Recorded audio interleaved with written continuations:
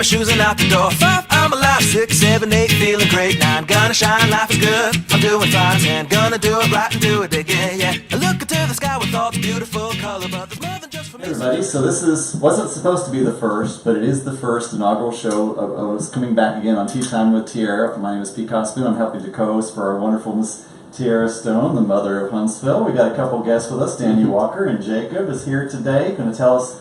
We're just going to kind of express our stories, and I'm going to let Tierra take over. We're just going to have a little chit-chat today. I think, just a little round table talk. Just kind of figure out where we're headed and what's going to be happening in our life, and hoping we can encourage people to live positively. Is there tea going to come out? Is there any tea that's going to come out? There could be some tea coming out. We're excited. Yeah. Some good tea. Tea. Cold weather, I know. Yeah. We're excited. So, Tierra, it's been a long time since we really had the show, so let's talk about where you've been through, what's going on with you, because I know that everybody's really tuning in to see you, so let's just be honest. Well, let's be real thank about you. it. I've just been, I've had an up and down journey, but all I'm going to do is sum it up and say, I'm a survivor.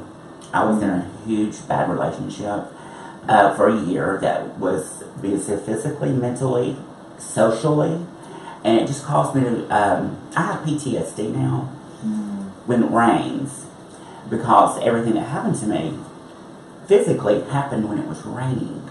Wow. So that's what I can't ride in the car when it's raining. If I do, they ask me to put a blindfold on because I'm always feeling like we're going to slide off the road. That something's going to happen. It's not a good feeling to live that way, but you have to learn to deal with things. That's interesting. I used to have this job where I was a field inspector for mortgage companies, and the time I'd be in the most trouble was in the sunshine. Because the dogs would be out, the people would be out, so I got to where I felt more comfortable in the rain. So it's really interesting that you're triggered by the one and I'm triggered by the other. When it rains, it's like I'm closing the blinds, shutting the doors, and I go into this little, almost if I could get in a fetal position type of feeling, because it triggers everything, that every hit, every word, everything. So I'm in therapy for that, and first of all, I've been in therapy, but therapy for me has opened up a whole new world because I didn't even know I didn't love myself. Right. I didn't even know how to love myself because it reflected in the choices I was making. So you know when someone loves herself. Right, and I think so many people are in a traumatic state right now with the world, the way the economy is, with the political scene is. We're all, I know, especially for me in the LGBTQ, I'm even a little bit timid about being out. I have to kind of second guess it before I come out and be proud and things like that of who I am, right? I think we're all feeling that a little bit. Yeah, I think environment plays a lot into that too. I was in Atlanta over the weekend, in Midtown, and everyone around you is gay. It's like you're around your people, and you come back to a place that's not as accepting, and you don't realize that you are looking on your shoulder all the time. We're trying to, second guess everything you're doing. So I get it, and I think we all have our own ways of coping with even just day-to-day things in addition to trauma. So it's really interesting. It's hard. It's hard because you go somewhere that's so open and free, and you can live authentically.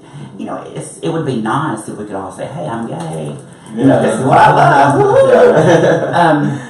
I had a problem always identifying as transgender. I didn't want anybody to know. That was my thing, and I thought, that's who I am. That's who I am. And during the therapy I've been going through, it has come out. I'm okay with it. And I mean, the transgender community, because really even the LGBTQ community has not been very accepting, even of the transgender, which is, in our community, for gosh sakes, we should be the ones that just embrace the most, right? And yet we can be the most, Yeah, it's kind of crazy how even in our community, the LGBT community, it's so much prejudice and racism and just hatred. And I'm thinking, how in the world can we produce or bring together a circle of people that have so much hate in them? Right. That's very true. I mean, we seem to be our own worst enemies in many ways, and it's very unfortunate because we have so many people that would destroy us as a community and even as individuals. And so it's something that I've tried to overcome for a long time. Just accept people as they are and work with them where they are. But it's hard even at a personal level because there's I'll be honest. I don't understand everyone's journey. It's hard for me to get that. I don't expect everyone to understand mine either. So, do you find that sometimes when you hear someone's journey, you might relate to that one more than you would mine or his? It's kind of like, I think that's why we all live different journeys, is to encourage or influence different types of people. Yeah, if we all did the same testimony, we'd all be boring. yeah, Right. That's what's fun. It's finding inspiration on ways to grow and ways to improve yourself and in the lives of others in others' journeys, right? So, I mean, I wouldn't say I find my journey different than yours or yours or yours. I find inspiration in each of them, and it helps me apply things to my everyday. Yeah. Well, you've inspired me already. So. One thing that I had actually just went to church a few weekends ago, and I heard something that the pastor said. It said comparison kills gratitude. That's a good I see that even when I go out to like the bars, like I see people judging and being jealous of like, oh, I like that shirt, he looks really good in it, and then it's just like a constant comparison of like who you want to be, who you see in front of you, and rather than just looking inside of you and knowing that you're okay, that I'm going to be fine without that t-shirt or that sweater or that necklace. Like, you can't keep comparing yourself to others or others to other people, because it kills gratitude. And that's a good base. You had a beautiful statement on Facebook. I think it was last night or the night before. It was talking about looking in the mirror and telling yourself. If you've seen your character. Yes. Yeah. Yes. Oh, we talking about when I was talking to the girl? Yeah. I just heard her look like we talked about last time. Mirror therapy is what I call it. Just look in the mirror and tell yourself, I love you. I'm sorry that I let you down. Right. But I want to be there for you. Oh, that's amazing. Mirror therapy is yes, and so I didn't see my soul. Yeah. I cried like a baby. So let's talk a little bit about that mirror, because we didn't catch everybody up. So I guess basically there's two ways to do mirror therapy. Number one is like you mentioned both of them. Just one of talking them to is yourself. just to tell yourself that you're beautiful, you're wonderful, you're amazing, and the other one is to just look in the mirror until you can see the soul behind your eyes. I mean, or you can see your higher self is what I call it. Yeah, the person that's screaming for you. Yes, that always loves you. Yes, right. And so you must have experienced. I did, and it was I don't know a good word to describe it, but I actually seen that little girl. Oh.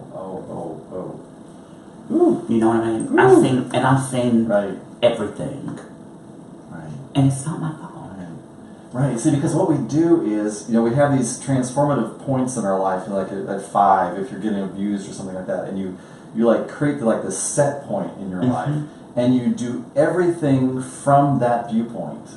You make all your decisions, and if you realize that your 5-year-old is making your decisions, holy cow, right? And it's like meeting that 5-year-old and number one, forgiving that 5-year-old and telling that 5-year-old it wasn't their fault. Right. Others, yes. And letting them cry. And my 5-year-old, ran over a certain person in the car and then took a machete and then it was a flamethrower, whatever you gotta friggin' do, right? Exactly. It's facing that and being honest with it. I think it's also realizing that it's going to take time and doing it repetitively. It's a process. You're not going to look in that mirror or talk to that person once and everything is going to be rainbows and sunshine. It's right. And that's what we so expect in this world, isn't it? Like pop pill, right? Convenience. But it's what you do most of the time that really matters. And you were kind of talking a little bit more about the PTSD and stuff like that. I mean, it's really important, I think, to at some point realize that the world treats you the way you treat yourself. You train the world who you are. That's a good. That's so true. You train them. I mean, so when somebody's reacting a certain way to you, instead of being like, "Oh, you're I'm going to judge them," and then think, "Why is this coming at me? What must I believe about myself for them to be acting this way towards me?" Right. And that is powerful if you can step into that. I guess I used to always relate it to, if you're upset with me, well, then I've done something that upset you. So we're kind of feeling both insecure about something that we could all heal from. But it's simply because you triggered something in me. Exactly. That's all it is. That's right. I didn't realize that too. Yeah, exactly. Nothing to do with it. It had nothing to do with me. Right.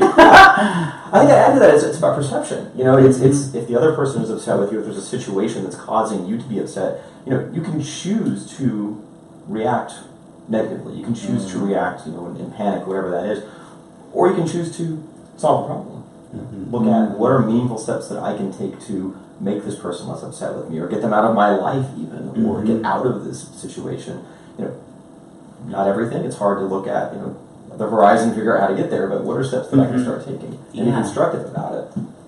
Yeah, it's kind of hard, because most people, it's very hard to, instead of reacting logically, people react emotionally.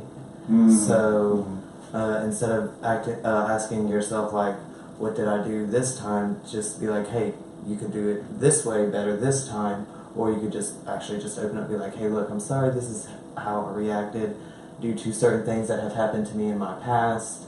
I reacted emotionally, but I want to sit down, talk to you, and let's work out a logical solution together. That way we can grow together. Ooh, that is true growth. And I bet you, right there. 10 times out of 10, it works out to be for the better, and everybody's here. Because how do you argue with that? How do Yeah, you how do possibly you argue that? Yeah. Oh, believe me, there'll be somebody.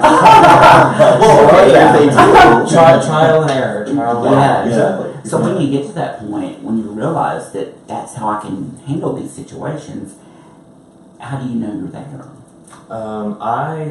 Typically with my ex, it was a very verbally abusive, physically abusive stuff, and I always tended to react out of emotions, which made things 10 times worse. I wear scars on my body every day from reacting emotionally instead of logically. So whenever I feel myself starting to get anxious and start to shake, I'm like, okay, maybe I'm starting to act emotionally. Take a step back from what my therapist told me. He's like, just count to 10 and be like, what are 10 ways that I could possibly say or do to make this situation better? And then think about 10 things that you could do to react emotionally to make it worse. It's kind of like playing out the balance system, which one is going to be better in your favor. You can still choose to react emotionally, and it could very well be a very heartfelt, situation, or it could totally turn the other way. Turn on. Yeah. So I have recently started to I'm in a new relationship now, and I catch myself wanting to react or say something out of emotions because of my physical past and all that stuff, and I'm like, okay, that I cannot hold one person's actions over somebody else that did me wrong. Yeah, they don't need to be held hostage. Yeah. I can't make him responsible for the scar on my neck. I need to step back and be like, okay, I know how my last relationship ended, so I need to be the one to set the example of how I want this relationship to go. That's good too. I'm sort of experiencing the same thing. I have an amazing new relationship, but things that remind me of old relationships trigger me, and I think, okay, this means this. That's very true. And I think it's too. It goes back to your point about self-care. It's letting things go well in a relationship. I'm in a new relationship as well, and this person is, Actually, I'm talking to someone. We're in talks. That's so great. But if they want to do something nice for me, I'm kind of shocked. You're getting me a gift. For things like Preach. these are things I've never experienced before. Right. And so I'm always asking myself, what's the catch? When's the bottom of the I'm like cup? flat. I like to be True. trapped. That triggers me. Yeah, exactly. What? It's almost its own form of PTSD. Right. It really is. Like you said, this person just got me a gift. Things have been going great. When are we going to duke it out? When is it going to happen again? And sometimes you can set yourself up for failure if you keep thinking like that too. Every time. Right. Every single time. Well, it's the same concept of why people that win lotteries lose their money within 5 years, because they don't have that wealth mindset. It's the same thing in a relationship. I mean, everything is really the same. It's just a different label we put on it, Exactly. right? So you don't see yourself as worthy of that love. So you're going to do everything you, God blessed, can do to get yourself back to where you think you are, because you don't feel comfortable out of your own space of who your 5-year-old thinks you are, right? It's all conditioning. It's all conditioning, and it's all breaking that conditioning through healthy thoughts, healthy behavior. So those hacks, like you were talking about the hack, the hack that there's all these different hacks we talked about last time about how forcing yourself to smile.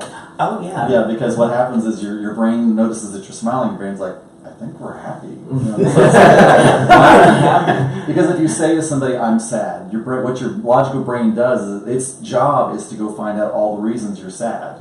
And it Yeah. does. If you say I'm happy, your brain's like, okay. I mean, it doesn't matter the brain one way or the other, Yeah. but it's gonna you'll find. So those are some great. I think those hacks are a great way for the audience to be able to say, Right. how can I get from here to the fabulousness of this thing here in front of them, right? And the only thing I do is speak it. Yeah. Yeah. Oh yes. Speak it. That's And I've the been word. doing that. The Yes. word, I've girl. been putting it out there this past week. Yes. And it's like, oh wow.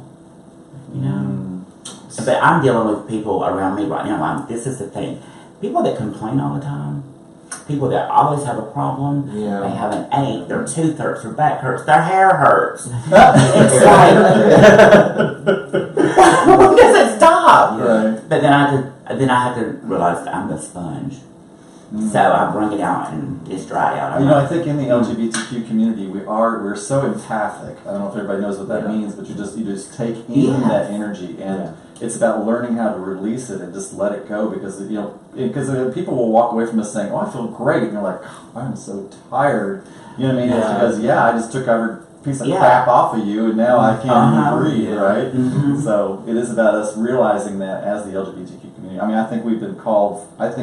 Even back in the history, we were the shamans, we were the healers, we were the visionaries for the tribes. And I think we're still being called to do that. But there's also the caveat in that we also have the potentiality to just take on too much and not learn how to let it go, Let go of and it. really facilitate people. Because How would you recommend? How do you do that? I think it's just being mindful, and really and learning like what's mine and what's not mine. You know what I mean? Yes. And setting boundaries around that too. So I Yes. mean, it's not for trying to belittle somebody or think less of their situation, but taking time to take care of yourself and not overcommitting to things, and not somebody starting to complain, maybe I don't want to say cut them off, but find a way to steer it back towards a Right. positive. Listen, I'm going to have to listen. It's inevitable. I can't change that, but I don't have to absorb it. Right. That's going to be the key to healing that. Mm. Not absorb. Just I heard you, but I love that. you know. There's Or that- just keep scrolling, Yeah. It's like sometimes like you really do just want to be like, hey, it's gonna be okay. Like it's just one bad minute. You have no idea what the next 60 seconds of your life can hold for you. But at the same time, it's Some just truth bombs. it's like sometimes it's really just post after post or like news article after news article. Like everything's just falling down around you. But like only you can sit down in that whole mess of a tornado, like everything that's flying around you that's making you feel down, or you can like actually look up and start picking out the small pieces of happiness that are still twirling There you around go. you to this day. I love So, that. Yeah, and build gratitude around them. Be thankful for them. Yes. So I may not have everything that I want, but not focusing on what I don't have, focusing on what I do have. Yeah, And I I'm very started a grateful gratitude for that. journal. Really? Mhm. And is that really? Good. I just get up every day and I write down everything I'm grateful for. Every day? Is it the Every, same I do, things every I day? do, no, it's Kind of different. vary? Well, Okay. sometimes you will repeat, because Okay. I'm always thankful I'm alive. I'm always thankful that I have the opportunity to talk and encourage and teach. And I'm also, things like that are going, but I'm also grateful that I'm able to walk now. That was today. And I was so thrilled when I saw you walk in Yeah. that boot. Like, I had those blood clots, and so I had already moved up to here. So I had pulmonary embolism 3 years ago that they told me it was over. They couldn't save me. Yeah. So they even called my family in. They talked to me, and I cried. They put me in ICU and just left me there. So that was my time to talk. I prayed. I talked, and I was like, okay, this is it. This is it. Well, you just released and let go. Yes, and I went to sleep, and when I woke up, one of the nurses was in there, and she was like touching my hair, and I think she was praying. She didn't say she was. People are really iffy about praying for you without asking. Sure. So, yeah, it was through prayer that I was healed, because I wasn't expected to walk out that door. Wow. So when I had these, there was a big mass of them in my upper leg, and they said that it was if I didn't know the symptoms, I had already I knew them, so I got help. So it was so crazy, but yeah, I'm thankful for that. I mean, Well, what are some of the symptoms so that people can know too? shortness of breath. Wherever this blood clot is, you won't actually hurt there. You will hurt around it. Oh wow. Because your body is trying to fight and it swells. Like my leg was so big. I said my ankle looked like Oh God, it was huge. I can't even tell you. And then I had that boot on. So when I went to the emergency room, I was like, we gotta get this boot off. I'm suffocating. My blood pressure was up. I had a fever, nauseous. It was just all the signs. And I just diagnosed myself pretty much. Which I'm thankful, and I'm thankful for my family. You know. So those are the things that I always remind myself. You know. Well, you know, at the end of the day, everything is really here to teach us something. Every person in our life is an angel, there to teach us a lesson if we will just watch for it. You know, that's where the power. That's where it's almost a little. I don't want to say the word disassociation, but it is kind of like not putting yourself so much into it that you're judging yourself and others for how it's happening. Right? Yeah. It's just like, you know what I mean, and that takes away the power from them to be able to affect you, because otherwise you just become a reactive person. You're no longer active. You're just reacting to everything, like waiting for the next thing to react to, right? Yeah, that resonates with me with my last relationship. Because I was like, oh, that was such a horrible. It's like the house fell on me, not a brick, not a rock, but that entire house. And that's when I realized that rock bottom had a basement. Yeah. I was there in the darkest place I've ever been. But I look back on it now when you said that, I'm thinking, he really helped me today. That you were able to see. Yes, it's so it's powerful. And I just people get stuck in their victimhood. Oh yeah. And then you're always a victim, right? Always. That's why you're seeing what's immediately in front of you. It goes back to what you were saying earlier. You never know what the next minute's going to hold. Yeah. You know, you get caught in looking at the way things were and looking at what's happened to you. To your point of being a victim, and I don't know. I think one thing that's helped me is finding strength from not only the people around me, but the things that I do. So something that's my focus, it's like my laser focus on, okay, I may not have a relationship, I may not have the house that I want, the car that I want, the job that I want even, but there are things that I enjoy enough to get me by right now, and I'm thankful for them. That's going to be my basis upon which I'm going to build my future, right? So, you feel like a victim when things happen, but you have whatever that is, whatever that thing can be. It can be, relationships, it can be things that you do, but it's just finding that one thing to pull you along. Yeah, and then some people get so bent out of shape during these turmoil events that I think being a victim becomes their only testimony. It's all they hold on to. And I could have easily done that. Oh gosh, I had a story that I could have told from here to Texas and never repeated a word. So, but I didn't want that. And what reminded me of not wanting it was what you just told me. It resonated with me. Sometimes people get something from that. Like I know when I was my depressed, oh my gosh, y'all wouldn't even recognize me like 10 years ago. But I got something from that. I got love and concern from people, being the depressed, anxious person. You know what I mean? And one day I realized that. I was like, oh, you know what I mean? I'm keeping myself here. But it's easy to be that person. Yeah. I mean, it doesn't take a lot of effort to be that person. Right. And it's... Because that plate's already spinning. Right, exactly. And, it's easy for us to just continue down the path that we're on, right? And to that basis, you also have your neurochemical, basis, and your neuroanatomy is already set up for that. So I mean, for anybody not to feel like bad, I mean, you are already patterned that way. So it is about having to repattern, right? Yes. I'm sorry, I didn't mean to cut you off, Dave. No, you're fine. I get very excited about a point. And I gotta tell you. That's the way we all are, right? The red button here. Oh, goodness. That makes you fall through the floor or something. Or shot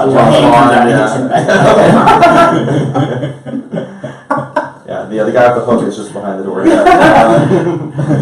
think we want to hear Jacob's story. Okay. I'm 24 years old, and I would like to say it's been a kind of confusing and somewhat odd journey for me to grow up the way that I did. So I was pretty much abused as a child, mentally and physically, by my father. So was my little brother. I saw fights between my mom and them. Excuse me. And for some reason, as I kept growing up through life, I always wanted to just kind of like run away or find something like play dress up or like be a superhero. I had this wild and crazy imagination to go outside and just kind of run away from it all, just to like forget what I saw the night before, or forget what I heard the morning of, and all those types of things. And then as I grew up, I kept finding myself wanting to run. It seemed like running was the only thing that I could do to feel like I could breathe again, all those types of things. And I thought I actually suffered from asthma as a child growing up, but I actually had a vocal cord dysfunction that was caused by general anxiety. So which means anytime I would fall asleep, my vocal cords would literally like open and close, and we were worried that like I was pretty much like going to stop breathing in my sleep. Doctors thought I was going to have like sleep apnea, stuff like that. They had no idea what was causing it until I had saw a therapist, and we kind of described it, and she said it's very common for kids at such a young age to develop a vocal cord dysfunction with general anxiety. So as you know, I got older, I tried to like learn how to be more open instead of running away, quit bottling it up to where I would just explode on, you know, people that would just mean, you know, just being very nice and just trying to see if I'm okay. And then I would just like, can you just back up? And because I had finally had enough. I went to Hazelbrain High School, and that wasn't the best 4 years of my life. I pretty much felt like I had to stay in the closet the entire time, just not because of people's views out there, but just simply because of the type of people that are kind of out there. I guess that's kind of contradicting, but but it just I could always tell like by the way people would look at me, and even though that I knew that I was gay, it hurt growing up because like as a child I just wanted to run away, and then as I grew up I felt more trapped. Like I couldn't do anything. I didn't have anybody out there that I could relate to really, because it was just more of the, I have to start being an adult now. I can't always run outside and play cops and robbers. I can't go outside and just run and just look at the trees and all this stuff. Like I have to start focusing on grades. I have to start preparing a future for me. I need to start figuring out who I really am outside of this closet. And so when I finally graduated, I decided to come out in 2014. And ever since then, it's been quite different. I feel a little bit more open to certain things and more jokes and stuff like that. And then I got in a relationship in 2014, and it was great at first. Like we had a connection that I had honestly never really thought was possible. It honestly felt like a Disney movie. It really did. Like we had picture perfect dates. We had the cutest pictures. Everybody loved us. And then like I just got so fascinated by the way that everybody perceived us to be, rather than what was actually going on behind closed doors.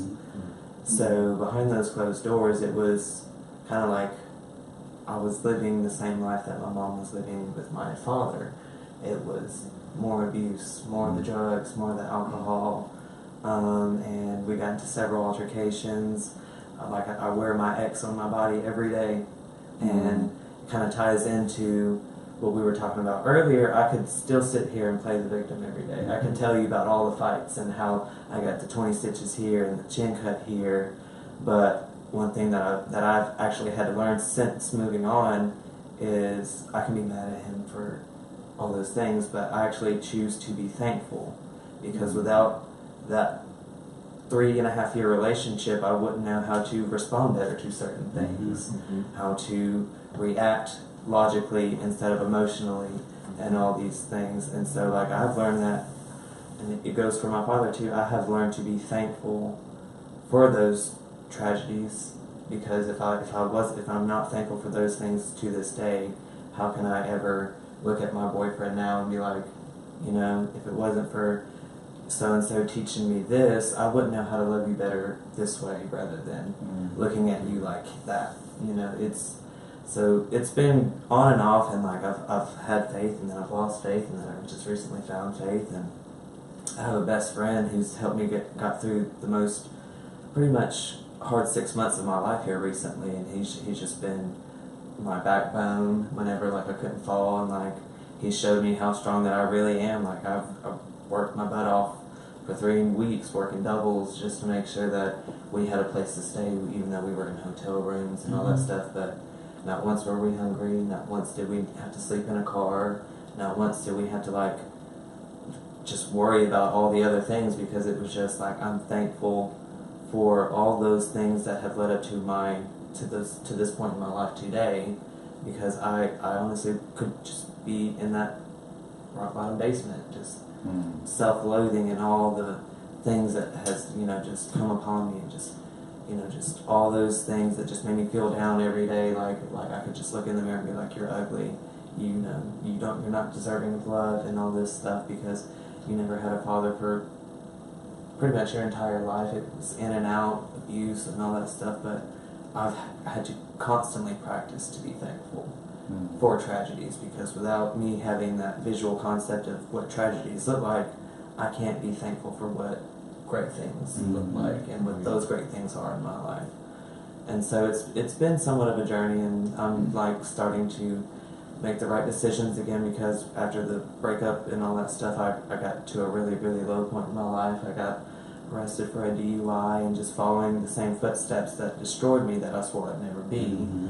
And I became that person that I always swore I never would be, and now I'm finally on the right track. I'm doing therapy again. I'm working on staying on my medications to make sure that, I'm not wanting to self-medicate with alcohol or drugs or anything like that. Like, I have God in my life every day now. I have the right people surrounding me in my life, such as you. Y'all are awesome. It's so great to get to know y'all. And it's just, I've always been so shut off to receiving the type of love that I've always wanted, because I never really thought I deserved it. So now that I'm finally doing the right things again, I feel more receptive and I feel more open. I feel like I can breathe without having to run. I can just walk and be thankful that I feel like I can breathe. I have great friends, I have great family. I'm doing great things in life. Do I have the same job that I want right now? No, I don't, but I'm thankful for the job that I do have. It's always been about me trying to be thankful here more recently than ever, because without me being thankful, I don't know where I would be. I could still be stuck in that basement drinking my life away. Yeah. Or still in jail to this day. Like, I'm thankful that I went to jail, because I probably would still be drinking and driving. I have to be thankful that I was at a low point in my life to respect the fact that I'm at where I'm at right now, with a better mindset, with a better view, with a better open heart to accept things and apologies, and when people do me wrong, I'm not holding a grudge and wanting to just run. I can just walk, breathe, and be thankful. So here I am. That is so beautiful. How old are you? 24. There's no way. Wow. 24. That seems impossible. Very mature for your age. That's amazing for you to be at this point in your life, to be at that maturity level, because really nothing is lost to you. You know what I mean? And you have so much wealth in you from that experience and from that knowledge and from that stance. Yeah. Do you know what I mean? Would y'all agree? Absolutely. Oh, yes. You didn't mention that he had a big weight loss too. Oh yeah. Oh, yeah. He showed me a picture. I was like, oh my goodness, I did not know that. I graduated high school and I weighed 208 pounds. Oh, I still got you. I used to be 320. I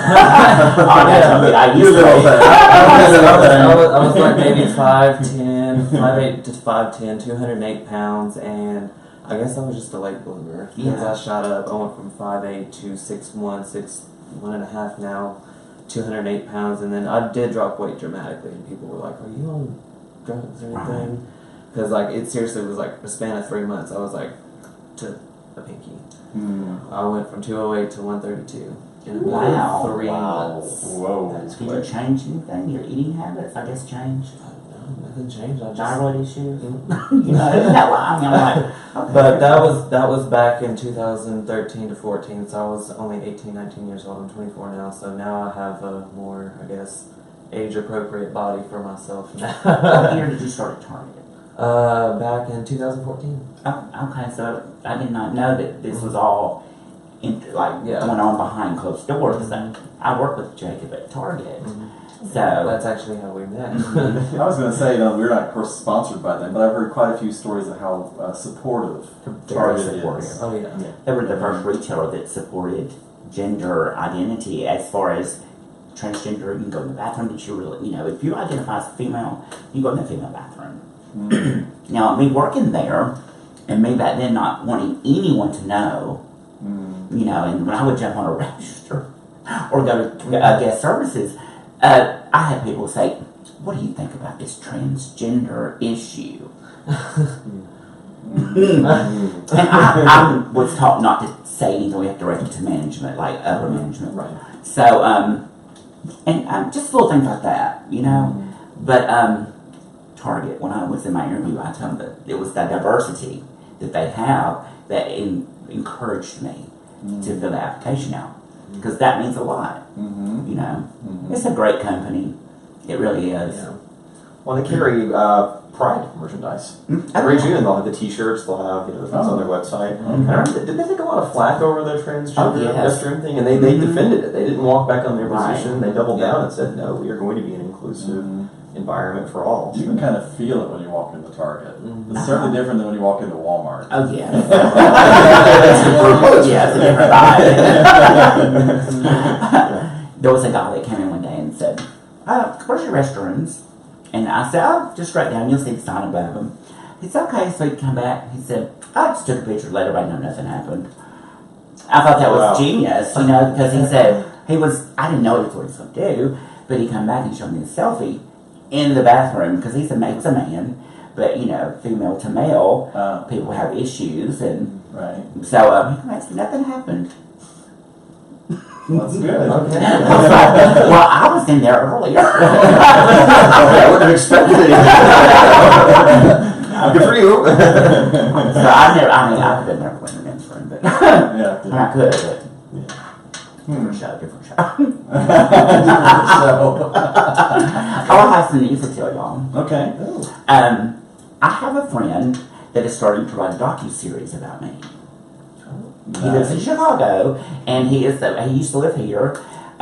He sent me a rough detail of how it's going to open, and it was just amazing. Like, I had to send him pictures when I was born to now, everything, and a lot of things have surfaced that I didn't even tell my therapist. So in turn, he is really actually my therapist. Right. Yeah. You know, so and he's such a great guy. That's why he does this type of stuff for his career. So that's amazing. You so deserve. I've always wanted to write a book and have it called Attitude Check. You know. Nice.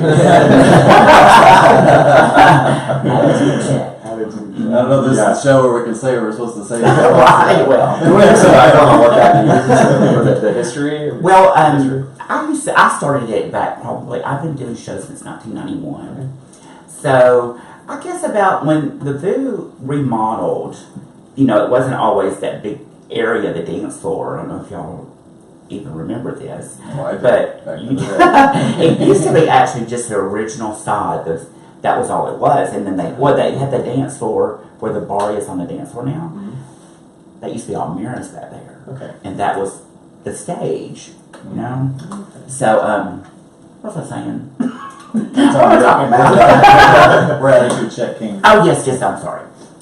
So in turn, I just decided that nobody would say anything in the crowd. Like sometimes you have a hard crowd, and they're not gonna give you. They're on just the downer of the day, you know.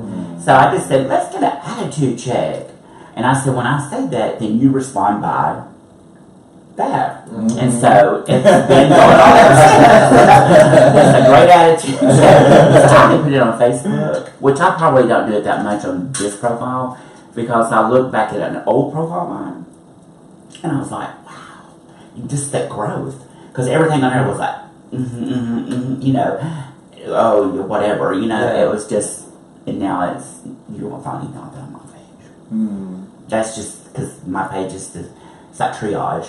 You're right. I want you to be able to come there and feel better. Right. I want, and so many people are inspired by you. That is so true. It's why I'm so honored to be here, and I'm so excited to be starting this project. Yes. Again, I know I've hounded you. Yes. For years. And I guess I wasn't ready. I would just say, I can't today, or whatever excuse there was, and because I didn't know I could. Yeah. I mean, it's all in perfect timing. Yes, it is. Yes, it is.